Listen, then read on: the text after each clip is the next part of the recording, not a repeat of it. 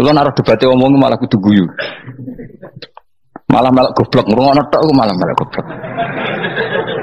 Wong debat agama kok gak ono referensi, ora ono kitabe. Amen muni menurut saya. Memangnya Anda penting dalam wali ora, ulama ora kok debat agama muni menurut. Memangnya Anda mujtahid? Kudune gak menurut kitab yang saya baca dalam mazhab Syafi'i kitabnya ini begini. Sing sitok bantah dalam mazhab Maliki kitabnya ini. Wah itu keren.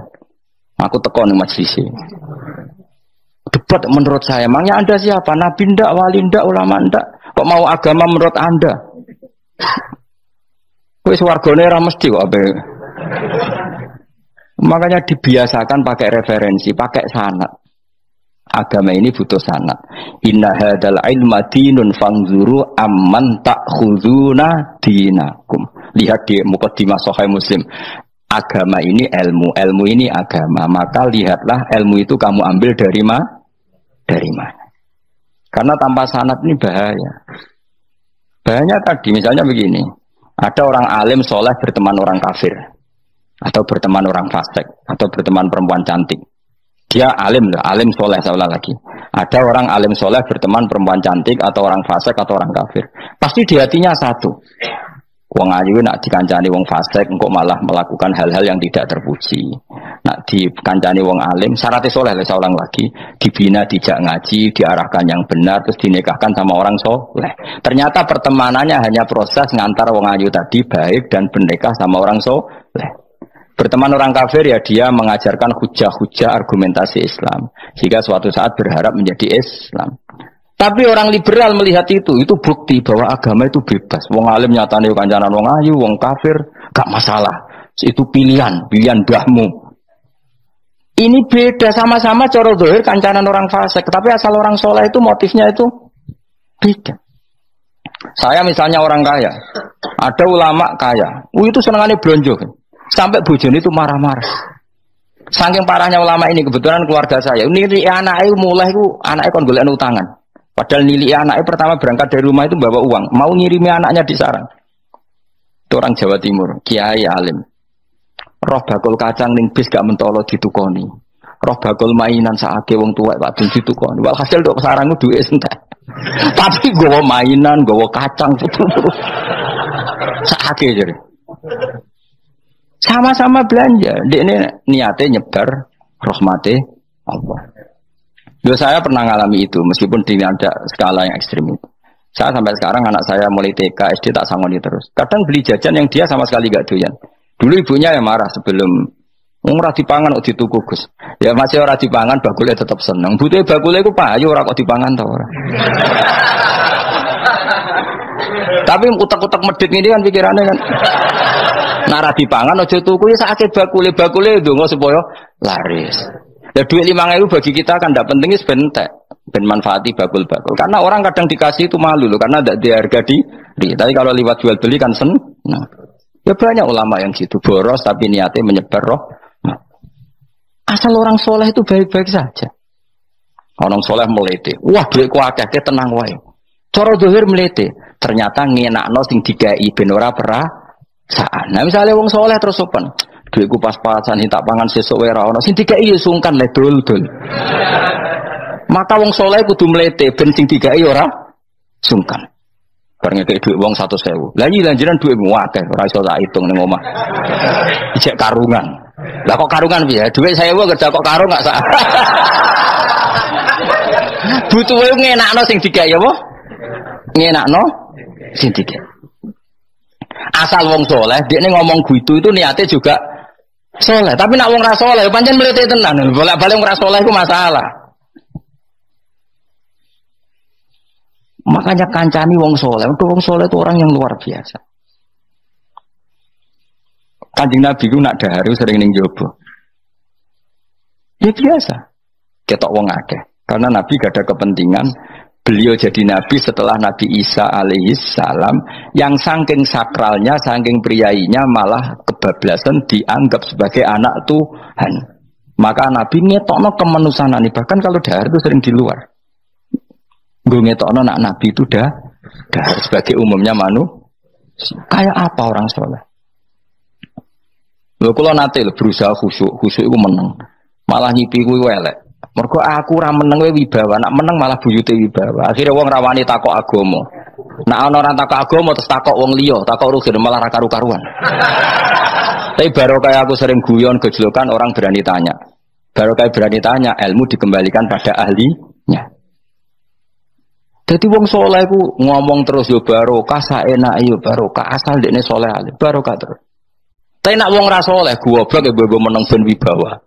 Nah ibadah jangan kepali terus akeh sing sowan, innalillahi wa inna ilaihi raji'un. Aneh-aneh wae. Modus iki ngene wae. Lho iya, kaya kasus di Probolinggo, andai kan wong era jubahan niku ora ono sing percaya. Dia dipercaya karena modus apa? Kesalehan. Umpama dekne nganggo kathok seprapat terus pakpon ning pasar, ayo aku bisa gadakan uang, percaya ta ora? Baru kayak jubahan.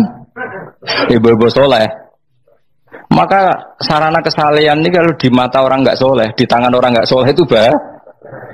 Makanya kata ulama, kata Imam Haram, kena alim, urip pun biasa wae. Aja sampai kowe terlalu khusyuk terus nak ngomong dindel, padahal keliru ngomongmu iku.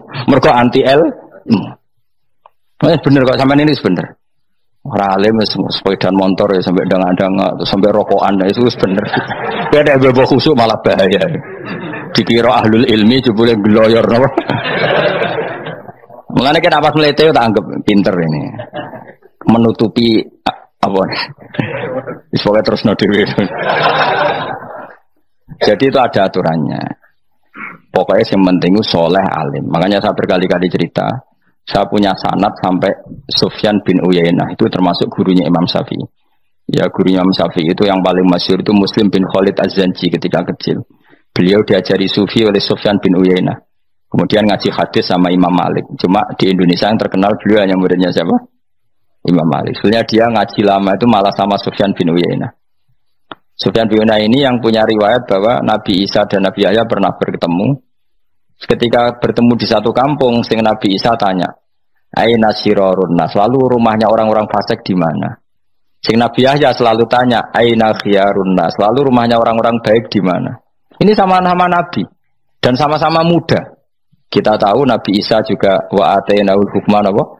Sobia. Nabi Yahya ya Yahya khudil kitab bi quwwah wa atainaul hukma sobia. Nabi Yahya juga mulai cilik alim, Nabi Isa juga mulai cilik alim, bayukallimun nasa fil mahdi wa kahla. Ini sama-sama orang alim mulai kecil, hanya dua itu, Yahya dan siapa? Isa. Itu sezaman. Seorang lagi sezaman. Sama-sama anaknya orang keren, Yahya bin Zakaria, anaknya Nabi. Isa bin Maryam adalah wali besar nasabnya.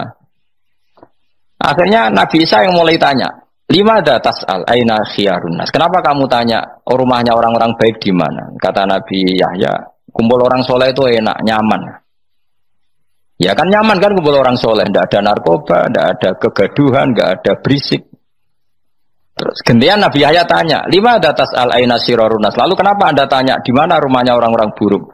Terus kata Nabi Isa, "Anan Nabi, saya ini Nabi, biman zilatit tabib, ibarat dokter, udawil marodo." Maka saya mengobati yang sakit. Kalau Anda seorang dokter, nyari sampling penyakit, nyari di endemik daerah penyakit apa daerah sehat? Penyakit. Ya tapi kalau kamu takut ketularan, nyari daerah sehat apa daerah berpenyakit? Itu sama-sama mazhab dalam ilmu. Dulu itu ya biasa, perbedaan seperti itu biasa saja. Karena semuanya karena ilmu. Sekarang enggak, kubu sebelah yang ngotot, kubu sebelah ya dalile pokoknya.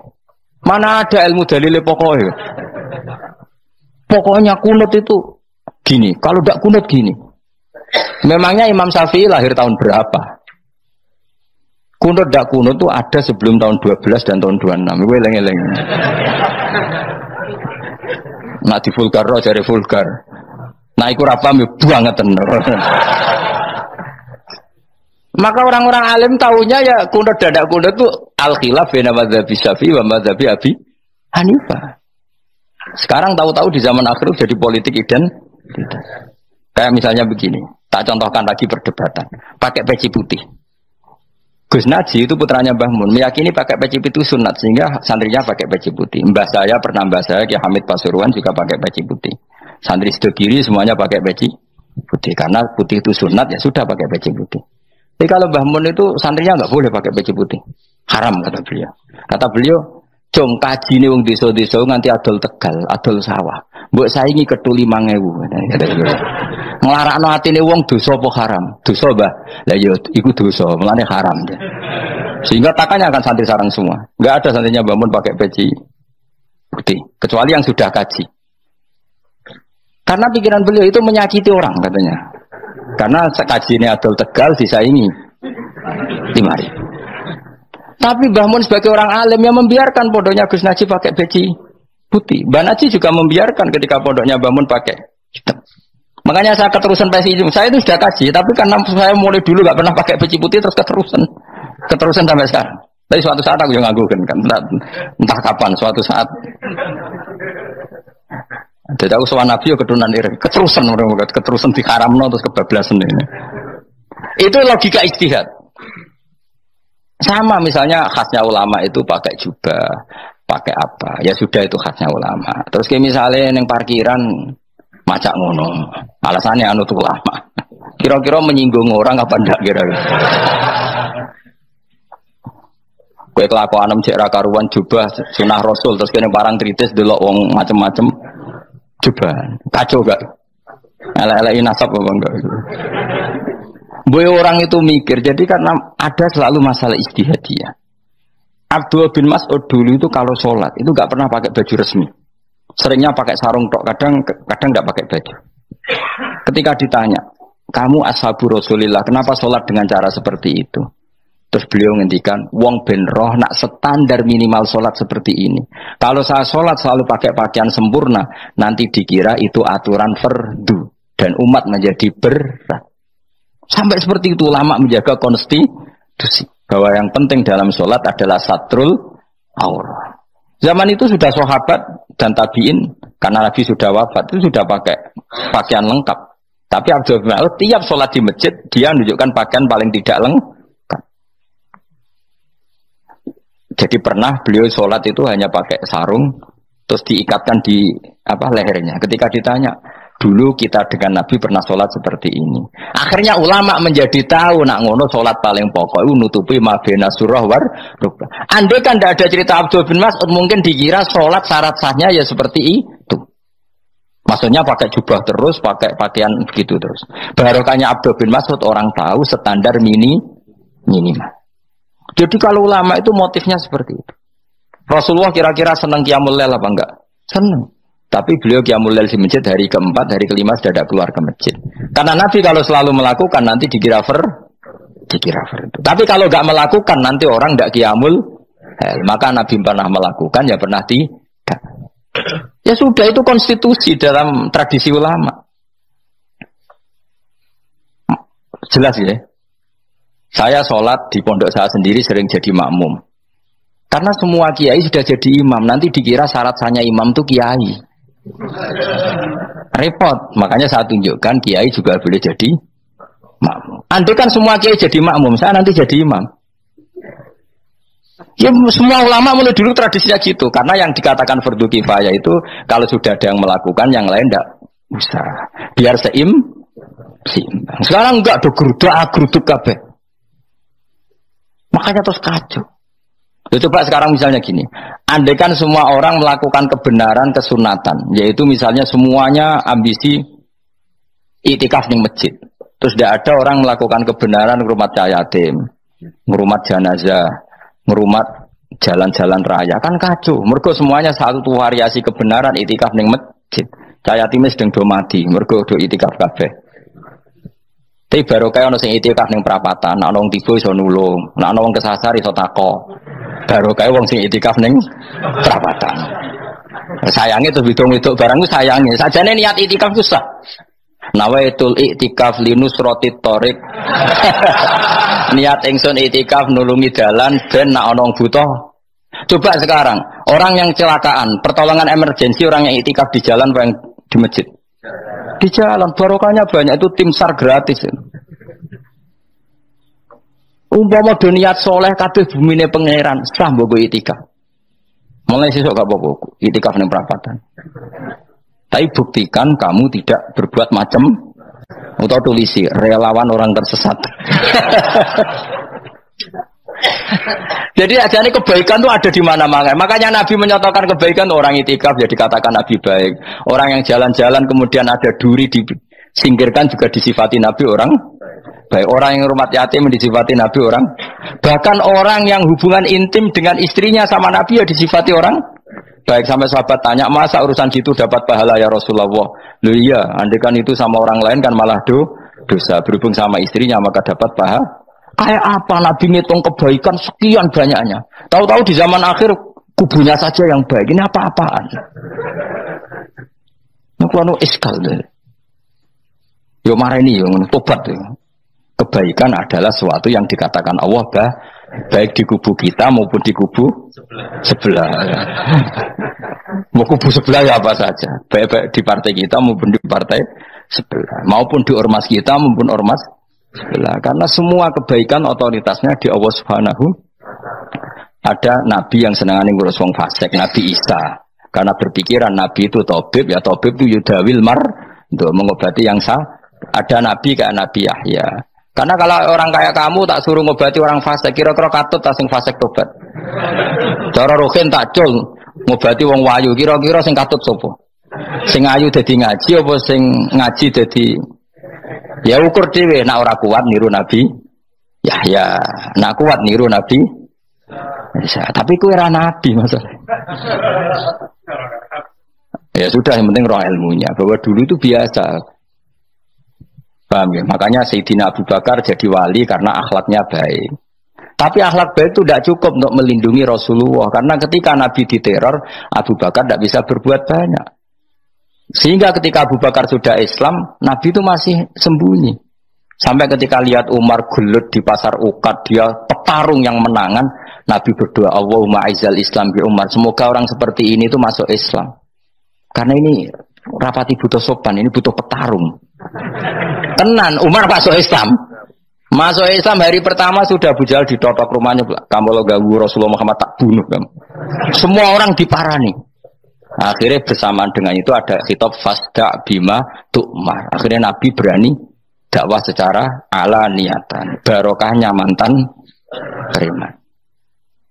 Jadi kebutuhan Islam banyak. Butuh orang sopan, butuh petarung, butuh macam-macam. Butuh wong lomo, butuh wong fikih sabar itu sakeh, rasa ditambahin.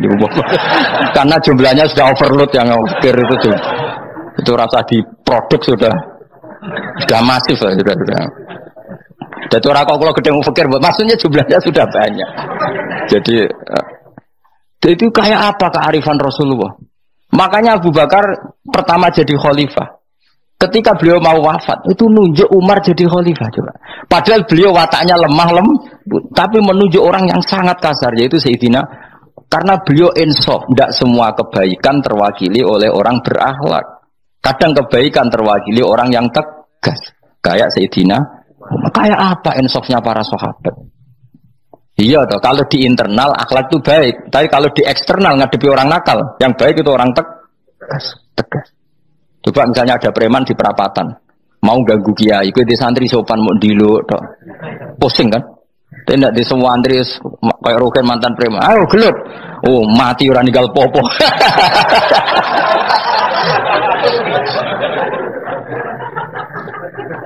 Itu kan keren, apa? Keren. Makanya Abu Bakar ketika, lu ya, sampean tahu kan hadisnya Umar, setiap ada orang munafik macam-macam pamitnya sama Nabi, dani adrib pun izini Nabi tak biar coy. Ya setiap hari kegiatannya gitu terus. Tapi dulu orang itu insaf, Abu Bakar insaf, kelebihannya Umar di situ. Umar insaf, kelebihannya Abu Bakar di. Maka ketika kandidat khalifah, Umar mengangkat Abu Bakar jadi khalifah dan disetujui semua sahabat. Ketika Abu Bakar mau wafat menunjuk Umar dan disetujui semua sahabat. Orang kok Abu Bakar pepe wong halus, golek sing sejenis aku ndak. Karena dulu semua orang itu pakai insaf, pakai kesadaran sing super tinggi, tidak nuruti nafsu. Loh saya andekan ada orang alim sekelas saya kok mau ganti tafsir Jalalain, ganti Gus Fikih yang mendesak fikih. Terus dia alim enggak masalah ya. Salahnya dia alim keramat. Pokoknya dia ngerti Allah Mahfud tak setingkat aku. Nararo berarti hop. Karena dulu itu begitu, ulama dulu itu seperti itu. Biasa. Sekarang tuh ndak. Orang itu kalau ndak kelompoknya gak mesti salah. Abu Bakar itu Raqiqul Qalbi, Raqiqul Hawashi, Riqqatul Qalbi. Tapi beliau justru menunjuk Sayyidina Umar karena dia tahu Islam itu musuhnya banyak, butuh orang tegas. Umar juga tahu bahwa di internal Islam itu butuh Riqqatul Qalbi sehingga beliau hormat sama Abu Bakar. Tak pimpin aku, wah bubar kabeh. Tapi dari Abu Bakar, ning jobo aku tok wong mlete nek ora ono Umar. Sehingga dua beliau saling melengkapi dan itu luar biasa. Nah khilafnya ulama kira-kira seperti itu. Yang peci putih ya silahkan gue iling-ilingan, nak putih itu sunnat. Tapi sing ireng piye-piye kaji desa itu disaingi kedu 5.000 gak terima aja. Yakin ya Bos. Nah saya ini mulai kecil di sarang. Tapi mertua saya itu keluarga Pasuruan. Jadi saya ya, lucunya saya kalau ngajar di Pasuruan pakai peci hitam. Sebagian santri separuh pakai peci hitam menghormati saya. Sebagian pakai putih menghormati kiainya. Jadi jadi saya lihat ini ya sepanjang sejarah kalau saya ngajar itu jadi warna-warni itu karena kasih. Saya kaget tuh kok banyak yang pakai peci hitam. Menghormati jenengan ke. Yang putih masih banyak separuhan. Ya enggak ada yang merencanakan, ya alami saja. Nah, terus sampean bener di putih apa hitam? Putih apa hitam? Bebas. Karena tadi ini masalah apa? Istihad. Pun kalau terus nang. Soalnya sementing wow iman itu apa sesuatu yang absolut. Maka kita andaikan Allah tidak bikin surga neraka pun kita tetap sebagaimana kita mengatakan 1 tambah 1 2 dapat hadiah apa? Ada dapat hadiah ya tetap mengatakan 2. 1 tambah 1 pasti 2.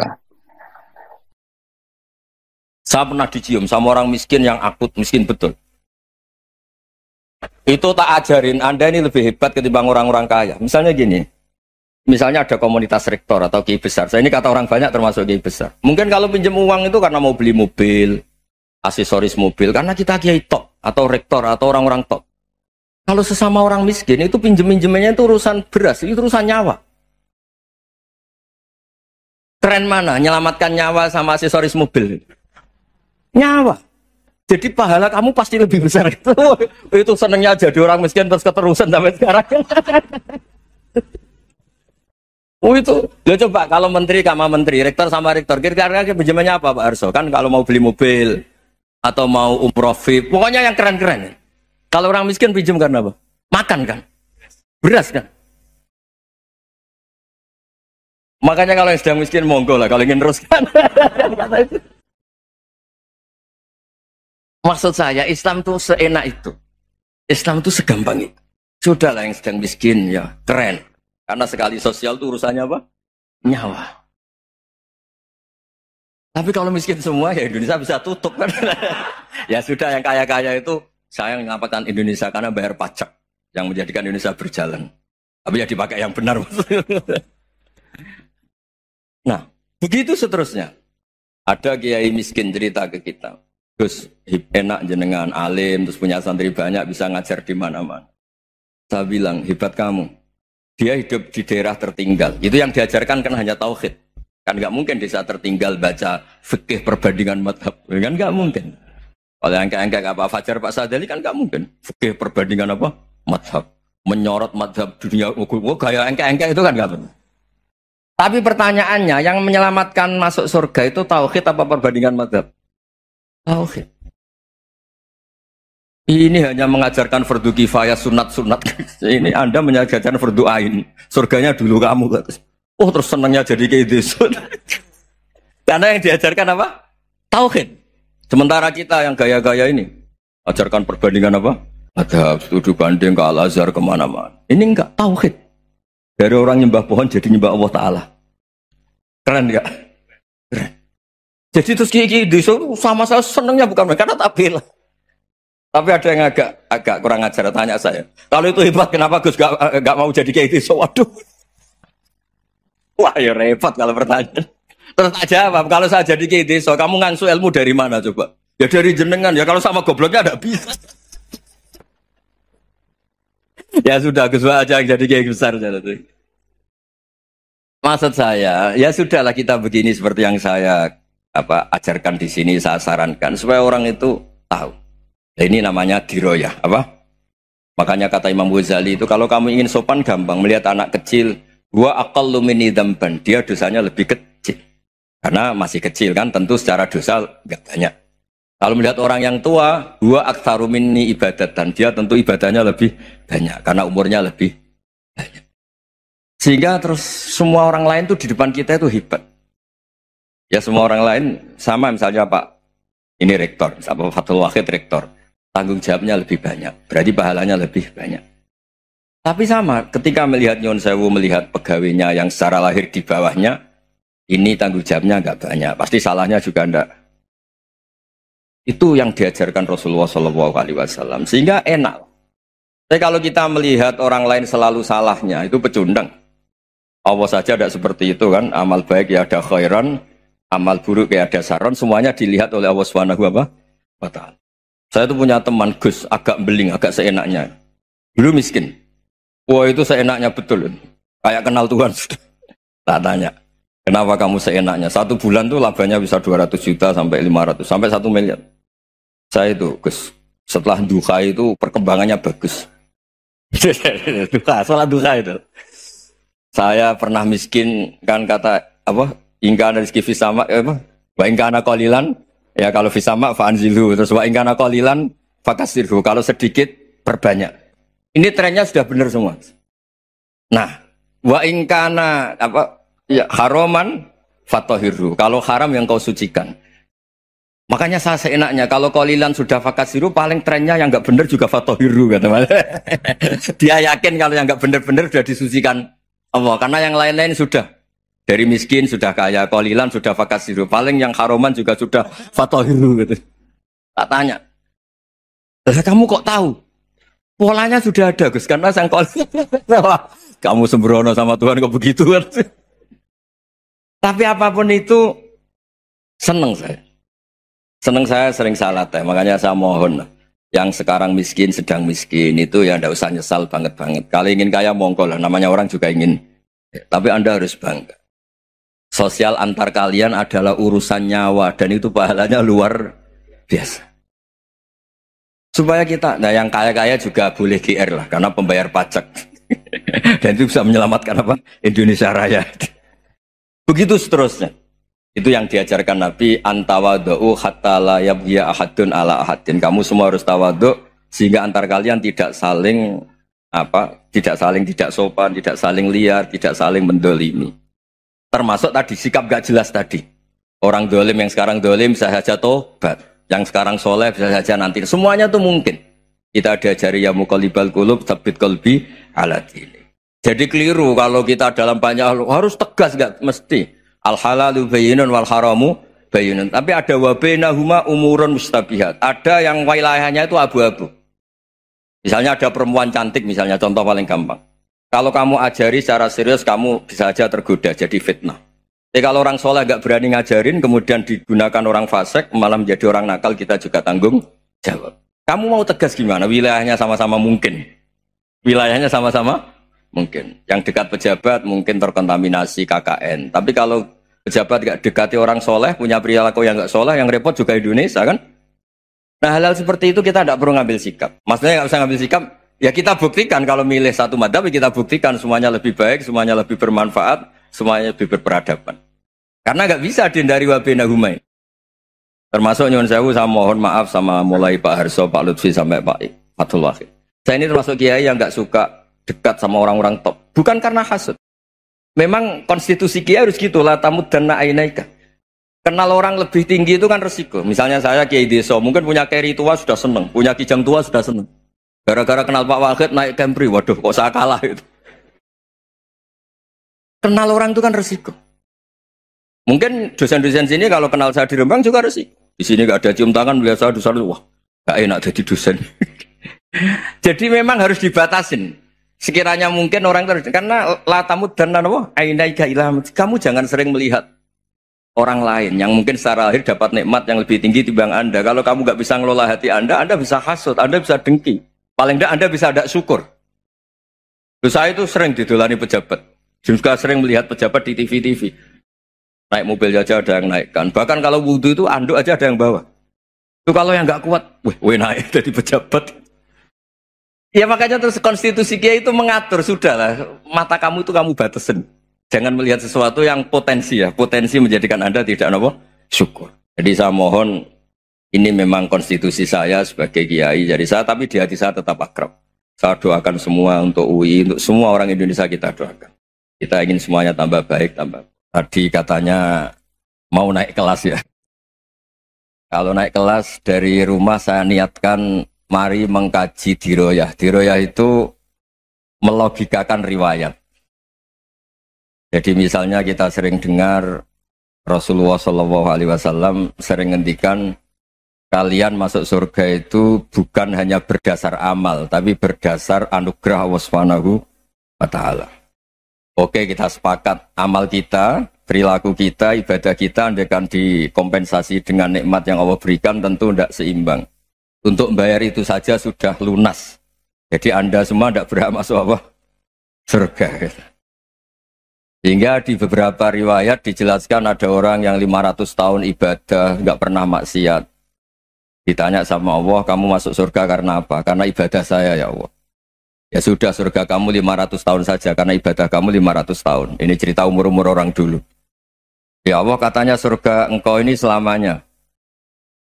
Ya kalau yang selamanya itu rahmatku, kalau amal kamu terbatas ya surganya sesuai amal kamu ya terbatas. Ya sudah ya Allah, berarti masuk saya surga saya ini karena fadl engkau, karena anugerah engkau. Itu namanya apa? Diroyah.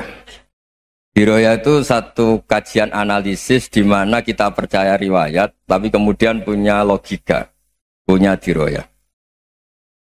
Ini penting supaya tauhid kita ini kuat. Jadi dulu ada orang yang sangat cerdas, namanya Jubair bin Mut'im. Dia saking cerdasnya, juga kaya, juga tokoh, dikirim sebagai delegasi pembebasan Asra Badrin, tawanan Badar. Kemudian pas datang ke Masjid Nabawi, Nabi delalah pas baca Wattur wa kitabim mastur. Sampai pada titik Nabi baca Am khuliku min ghairi syai'in am humul khaliqun. Apakah penciptaan yang sedemikian canggih itu dimulai tanpa perwujudan, tanpa sesuatu yang real, yang maujud? Orang itu langsung bersimpuh, matur, ya Rasulullah saya Islam. Ada qalbi yatir, hampir hati saya, otak saya, pikiran saya itu terbang. Karena logika yang dibangun ateisme misalnya, kalau alam raya ini dimulai dari nihilisme, berarti logikanya apa? Al-adamu yakhluqu maujudan. Alam raya ini kan maujud. Maujud itu ada. Kalau yang lebih dulu itu ketiadaan, berarti ketiadaan menjadi sebab kewujudan. Kalau dalam bahasa Arab itu al-adamu yakhluqu maujudan. Sesuatu yang harusnya nggak jadi faktor karena ketiadaan, menjadi faktor sesuatu yang nyata. Itu kan nggak masuk akal. Ya, kalau alam raya ini ada al-adam sing yasbiku maujudan, berarti alam raya ini al-adamu yakhluqu maujudan, suatu yang tidak ada menciptakan yang ada. Dengan logika itu terus kita ngaji, diajari sama guru-guru kita, sifat dasar Allah itu maujud. Wallahu maujudun qadimun. Terus masuk. Yang harus distatuskan pertama dari Allah itu apa? Maujud, wujud. Karena dengan wujud ini layak menjadi penyebab adanya alam raya ini. Sehingga ketika kita menolak faham nihilisme atau ateisme, faham tanpa Tuhan, tanpa pencipta awal, kita punya diroyah. Bahwa tidak mungkin ketiadaan ini menjadi sebab perwujudan alam raya ini. Yaitu am khuliqu min ghairi syai'in. Masa alam raya ini diciptakan tanpa sebab yang nyata, yaitu wajibil wujud. Siapa itu? Allah Subhanahu wa Ta'ala. Begitu juga menyangkut sholawat. Orang boleh beda pendapat tentang redaksi sholawat. Ada yang sholli ala Muhammad, ala Sayyidina Muhammad, Nabi Muhammad. Monggo lah, masalah redaksi saja. Tapi setelah dianalisis, Nabi itu Pak Rektor, jadi Nabi setelah Nabi Isa saking dihormatinya sampai dituhankan. Juga jadi Nabi yang ada cerita masih hangat, orang Yahudi itu bunuh Nabi. Jadi yang satu mendudukkan Nabi sedemikian tinggi sampai kayak Tuhan, yang satu menjatuhkan Nabi sedemikian rendah sampai dibunuh. Kayak apa susahnya jadi Nabi Muhammad SAW. Kemudian dengan gampang hadatin agama ini bikin syariat yang bernama sholawat. Redaksinya monggo lah sesuai tradisi masing-masing. Allahumma sholli ala Muhammad, Allahumma sholli ala Sayyidina Muhammad, ala Nabiyina Muhammad, monggo lah. Tapi yang jelas redaksi ini kalau didiroyah dikaji, Allahumma itu Tuhan, Tuhan itu pemberi. Wa Muhammadun wa in jalla qadruh abdun min ibadi. Muhammad apapun tinggi derajatnya tetap berstatus hamba. Sehingga agama ini terjaga oleh syihotus sholawat. Agama ini terjaga oleh redaksi sholawat. Yaitu Allah tetap pemberi sebagai Tuhan yang enggak tersaingi, la syarikalah. Rasulullah Muhammad wa in jalla qadruh, apapun prestasinya, bisa mi'raj, bisa apa saja, tetap seorang hamba yang butuh muhtajun ila rahmatih. Jika redaksi Allahumma sholli ala Muhammad ini mengukuhkan yang Tuhan tetap Tuhan, hamba pilihan tetap hamba pilihan. Tentu dengan redaksi ini kemudian kita mendudukkan Nabi benar-benar posisi terhormat. Yaitu orang yang paling berhak dapat askat tahiyat, mendapat penghormatan Allah paling tinggi, yaitu Rasulullah Muhammad SAW. Dan itu diulang-ulang oleh Allah. Subhanalladzi asra bi abdi. Status hamba ini diulang-ulang. Lagi-lagi ini bernama diroyah. Bernama apa? Contoh ketiga misalnya fihi ayatum bayinatum maqamu Ibrahim. Dulu orang Yahudi itu ada diskusi masif. Syaratnya Nabi itu mbah-mbahnya harus Nabi. Harus keturunan Nabi. Kemudian semua Nabi rata-rata di Palestina, di Syam. Lalu Muhammadnya asal-usulnya dari mana? Tahu-tahu orang Arab kok Nabi. Padahal orang Arab itu dulu jahiliyah. Walhasil terus diceritakan bukti Muhammad ini turunan Ibrahim adalah ada jejak kaki Nabi Ibrahim di dekat apa? Ka'bah. Fihi ayatum bayinatum maqamu Ibrahim. Kalau Nabi Ibrahim pernah di Mekah, artinya beliau pernah meninggalkan turunan yang di Mekah. Yaitu bernama Nabi Muhammadun sallallahu alaihi wasallam. Itu disebut fihi ayatum bayinatum maqamu Ibrahim. Nah, itu namanya diroyah. Diroyah itu satu perilaku keseharian kita beragama, kemudian tahu logikanya. Yang keempat misalnya, mangkana yu'minu billahi wal yaumil akhir fal yukrim apa? Jaro. Orang yang iman karena Allah dan Rasul, maka memuliakan tetangganya. Andaikan pakai hukum sosial, tentu kalau tetangga kita baik, kita baik. Kalau kurang baik, kok kurang penggawean kan gitu. Tapi dulu itu pernah ada seorang ulama itu dibully ya, dikerjain sama anak muda tetangganya. Pak Kiai datang ke rumah saya. Orang ini datang. Kemudian setelah di rumahnya, saya tidak jadi butuh sama Pak Kiai, silahkan pulang. Itu Kiainya senyum menikmati. Dan itu terulang 3 kali. Dibully seperti itu, dikerjain terulang 3 kali. Lalu tetap Kiainya tuh asik, seneng sekali. Lama-lama muda ini tanya, kenapa engkau tidak tersinggung? Padahal saya kerjain sampai 3 kali. Tak undang, terus tak suruh pulang. Tak undang, tak suruh pulang. Kata Kiai tadi, yang memerintahkan baik sama tetangga itu Allah. Jadi saya nikmati ketika bisa baik sama Anda. Tidak ada urusannya dengan perilaku Anda yang menolak saya. Nah itu terus kita tahu, memang motifnya kita baik sama tetangga karena iman sama Allah dan Rasul, bukan hukum kompensasi sosial. Jadi kalau mau diteruskan Pak Rektor, saya ngajar di sini ya karena perintah Allah itu orang alim harus ngajar, bukan karena perintah Rektor. Kalau diteruskan. Ya saya mohon juga gitu para dosen, para karyawan di sini kalau nggak khianat dengan UI itu karena takut sama Allah, jangan takut sama rektor. Kalau Anda baik juga karena Allah, jangan baik karena apa? Rektor. Bagaimanapun ya semua kita ini makhluk. Makhluk itu la yadurru wa la yanfa. Begitu juga melihat Indonesia. Melihat saya ini kan ikut di UI itu lama sekali, ikut sama Profesor Zeni dari Profesor Zeni nulis tafsir. Mungkin Pak Hersoyo tahu banyak, dulu Pak Lutfi ya tahu banyak. Tapi saya memang nggak pernah terbuka karena ya memang nggak ingin sebenarnya. Kondisi ini kondisi darurat. Sehingga saya tahu cara berpikir Profesor Zaini, ya tahu komitmen beliau pada UI. Dan pendiri UI memang ya banyak yang dari tokoh NU, Muhammadiyah, dari tokoh-tokoh ormas yang lain memang didirikan banyak orang. Hingga UI memang nggak milik ormas apa tertentu. Dari satu sisi memang baik, nggak dikuasai ormas tertentu. Tapi nanti kalau keterusan ya nggak berbentuk. Ya sudahlah dikelola saja. Sambil-sambil jelas, sambil-sambil kadang nggak jelas. Yang penting ikhlas tadi. Kan karena kalau terlalu asobia itu jadi repot. Kita ini yang nekuni fikih itu tahu, kalau tidak kuno itu mazhabnya Hanafi. Kuno itu mazhabnya Syafi'i. Tahu-tahu seakan-akan Imam Syafi'i itu NU, Imam Abu Hanifah itu Muhammadiyah. Padahal ini orang-orang yang sebelum NU dan apa? Muhammadiyah. Jadi kalau kita yang nekuni ilmu itu biasa saja dengan perbedaan. Tapi kalau orang-orang yang nggak siap dengan perbedaan itu sampai Allah disifati Ta'ala itu tidak terima. Padahal Ta'ala itu maknanya Maha Luhur, yang Maha Agung. Jadi ada seorang kiai kebetulan pidato pertama Pak Rektor. Assalamualaikum warahmatullahi ta'ala wabarakatuh. Di mubalik kedua ini nggak terima karena itu dianggap bid'ah ada Ta'ala. Hanya dia bilang Assalamualaikum warahmatullahi ta'ala wabarakatuh. Itu saking asobiahnya itu Allah ditambahi Ta'ala itu tidak terima.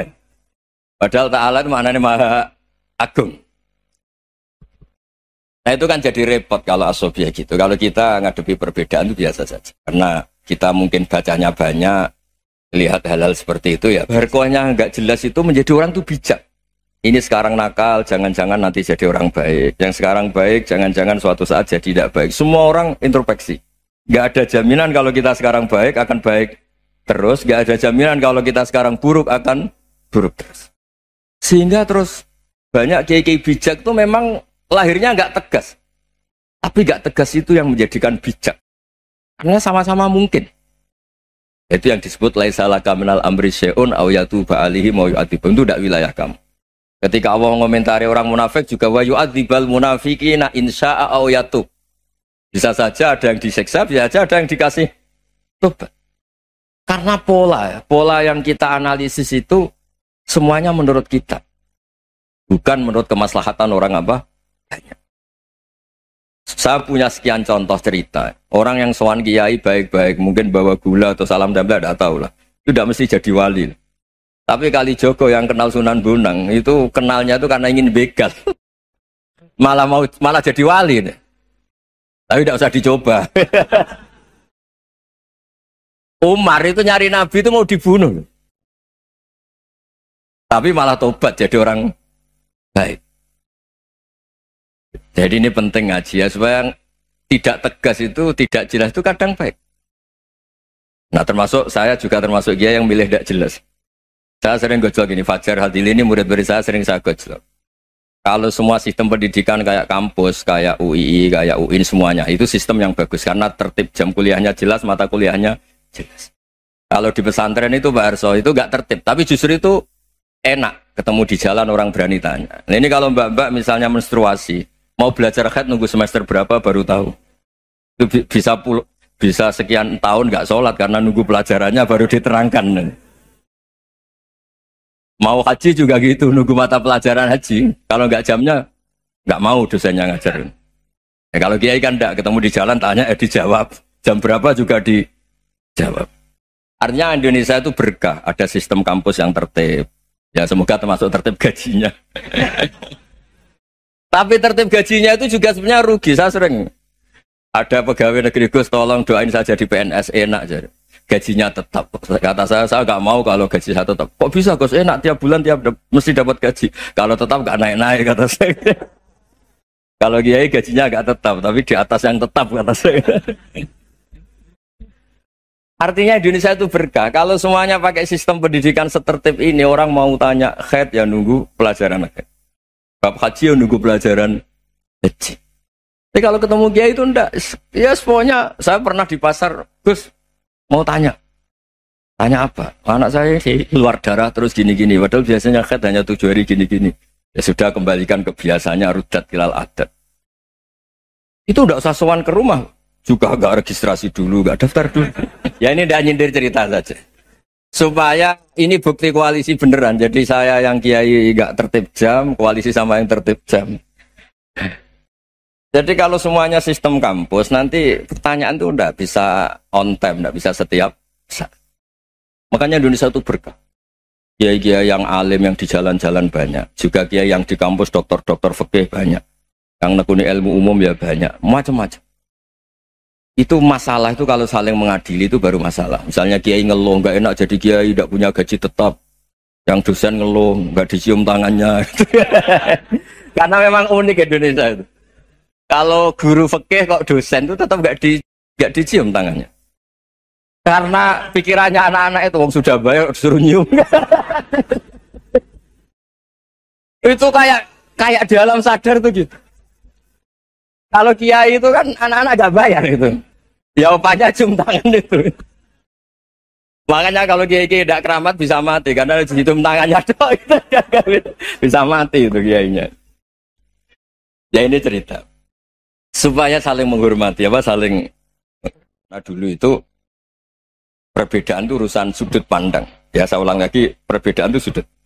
Allah yang Tuhan saja sering didebat sama nabi-nabinya karena urusan sudut pandang apa? Saya beri contoh ya. Suatu saat Khalilur Rahman Ibrahim itu saatnya meninggal sama Allah, Israel disuruh. Israel itu Ibrahim saatnya meninggal, ambil nyawanya. Setelah datang ke Ibrahim, ya Khalilur Rahman Ibrahim, saya disuruh nyabut nyawa Anda. Itu Israel dipaksa mikir sama Ibrahim. Hal ra'aita khalilan yumitu khalilah. Kamu tahu orang yang mencintai kemudian bunuh yang dicintai. Itu logika agak benar. Akhirnya Israel kan gak biasa debat. Kan gak dilatih debat. Gak pernah ikut lomba UI debat ilmiah. Dia taunya nyambut nyawa aja. Kembali ke Allah. Ya Allah, kata Ibrahim, hal ra'aita khalilan yumitu khalilah. Masa kekasih bunuh yang dicintai ya. Tapi kata Allah santai. Bilang ke Ibrahim, hal ra'aita habiban yakrahu ayyalqa habibah. Masa katanya dia cinta saya, kemudian ketemu saya tidak berani. Israel mater lagi. Logikanya gini Ibrahim, masa yang dicintai sama yang ketemu yang dicintai nggak berani. Ya udah ketemu aja. Katanya yang meninggal itu. Artinya kamu bisa saja GR tidak mati-mati karena merasa dicintai. Atau ingin mati karena mencintai. Nah maksud saya, hal-hal seperti ini orang UI pasti gak jelas. Katanya cinta Allah suruh mati ya gak mau. Gak jelas kan? Dibilang gak cinta juga gak mau. Tapi dibilang cinta kalau ukurannya mati juga gak mau. Nah, tapi dalam banyak hal gak jelas itu penting Pak Rektor. Penting sekali. Buatan Buyan, saya beri contoh sekian ilmiah, gak jelas itu penting. Rasulullah SAW itu dalam banyak hal itu disuruh Allah, memang disuruh supaya ngambil sikap seperti itu. Karena Allah itu punya otoritas penuh untuk bikin orang itu baik atau tidak baik. Wahsy itu yang membunuh Sayyid Hamzah, orang paling dicintai Nabi di antara yang dicintai Nabi. Qatalahu Wahsyun, dibunuh oleh Wahsy. Nabi secara basarnya itu nggak suka sama Wahsy. Sampai cara lahir ya ingin corong Jawa ingin masuk nol. Tapi apa kata Allah? Laisa laka minal amri syai'un aw yatuba alaihim aw yu'adzibah. Itu tidak wilayah kamu Muhammad. Malah Wahsy dikasih tobat sama Allah. Khalid bin Walid. Itu perang Uhud kalah itu karena ide brilian Khalid bin Walid. Pas itu masih panglima kafir. Yaitu pura-pura kalah, ghanimah dilepas, sahabat turun, pasukannya naik, walhasil orang Islam kalah. Khalid bin Walid akhirnya juga masuk Islam. Orang yang secara basariah Nabi itu gak siap. Kebalikannya juga ada. Sa'labah itu orang sampai gelar hamamatul masjid. Ini pas ngaji mesti ingat. Salah. Dia di masjid terus. Setiap habis salam tuh lari karena istrinya nyuwun sewu masih berpakaian yang tidak pantas. Kenapa engkau terburu-buru pulang? Pakaian yang dipakai istri saya sekarang saya pakai. Ya pakaian sarung itu kayak Pak Rektor kan fleksibel. Ini khusus mau Ramadan. Tidak akan sarungan terus, gak usah khawatir. Jadi ini tadi sudah perjanjian. Saya yang kiai celananan, beliau yang rektor pakai sarung. Jadi, iya. Supaya itu barter madhab. Tapi hanya sekali ini aja, bukan. Jadi jangan diharapkan ini jadi tontonan terus-menerus. Dan ini barter madhab. Saya sama Profesor Kores juga sering gitu. Saya pakai sarung yang dihadiahi beliau pakai sarung yang dihadiahi saya. Memang itu tradisi Islam. Tahadau tahabu, kamu saling memberi hadiah maka kamu saling mencintai, bukan riswah, bukan riswah. Walhasil terus Sa'labah ini mbok saya didoakan Nabi supaya saya kaya, supaya tidak sering ganti-ganti pakaian seperti ini sama istri saya. Jangan-jangan kamu miskin itu lebih baik. Ngotot minta didoakan. Didoain Nabi kaya terus lama-lama ninggal sholat, ninggal jamaah. Itu Allah belum tersinggung. Yang mulai Allah tersinggung itu kan saya sering fatwa di mana-mana, sering memberi saran. Mumpung kamu miskin itu sering sedekah, karena kalau sudah kaya itu tidak bisa. Saya memberi analogi gini. Kalau saya masih santri miskin, punya uang 100.000, diminta guru saya 50 tak kasihkan. Padahal itu 50%. Punya 2 kambing kurus, diminta guru saya 1 pasti tak kasihkan. Padahal itu 50%. Jadi kalau punya sapi Brahman atau sapi limusin yang harganya itu 100 juta, punya 2, diminta 1 boleh enggak? Enggak boleh. Saya punya motor butut 2, diminta teman saya 1 boleh. Tapi kalau Davidson Harley itu enggak boleh itu. Nah, walhasil itu kalau kita miskin, misalnya kita zaman kuliah atau zaman mondok atau zaman apa saja, punya uang 100.000, nartik temannya sampai 50.000 kan biasa. Tapi setelah 1 miliar, berani enggak kamu kasihkan 500 juta? Sama-sama 50%. Enggak kan? Nah salabah gitu, ketika zakat masih per 40 kambing 1 kambing, itu sebenarnya kan masih ringan. 41, 82. Kambingnya itu sudah mabenal jabalen. Barang dihitung zakat karena sudah ribuan, jumlahnya sampai 400 kambing. Banyak lah pokoknya. Terus kata salabah, ini pemerasan. Karena jumlahnya besar. Allah tersinggung karena nabinya dianggap narik zakat itu dianggap khorot, dianggap pemeras. Allah tersinggung kemudian fa'aqobahum nifakon fi qulubihim ila yaumil. Dia ditetir munafik.